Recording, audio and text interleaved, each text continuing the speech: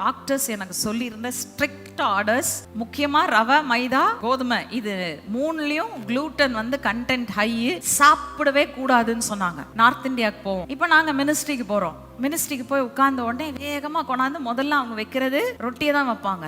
அவங்க ரொட்டியை வச்ச உடனே நான் எனக்கு இது வேணாங்க, எனக்கு சோறு கொடுங்க அப்படின்னு சொன்னேன்னா எப்படி இருக்கும் யோசிப்பாரு. முதலாவது என்ன யோசிப்பான், ஒருவேளை இவங்களுக்கு நான் செஞ்சது பிடிக்கலையோ, அதை பார்த்தா நல்லா இல்லையோ அப்படின்னு யோசிப்பாங்க. நான் போற இடத்துலலாம் வைக்கும் போதெல்லாம் எனக்கு அப்படியே யோசனையா இருக்கும், என்ன ஆண்டவரே நான் சாப்பிடக்கூடாதே, ஆனா இதைத்தானே எனக்கு முன்னாடி வச்சிருக்காங்க. ஒரு நாள் ஒரு தீர்மானம் எடுத்தேன், ரைட் ஆண்டவரே, நீங்க எனக்கு கொடுக்கறத நான் ஸ்தோத்திரத்தோட புசிக்கத்தான் போறேன். நான் அவங்க மனசை காயப்படுத்த முடியாது, அவங்கள கேட்கறதுனால நான் வித்தியாசப்படுத்தி காட்ட முடியாது. ஏன்னா நீங்க தான் எனக்கு ஆகாரம் கொடுக்கிற தேவன், நான் விசுவாசிக்கிறேன். நான் இதை ஸ்தோத்திரத்தோட புசிக்க போறேன்னு சொல்லிட்டு ஜெபம் பண்ணிட்டு சாப்பிடுவேன். ஒன்னும் செஞ்சதில்லை, இன்னைக்கு வரைக்கும் உயிரோட தான் இருக்கிறேன்.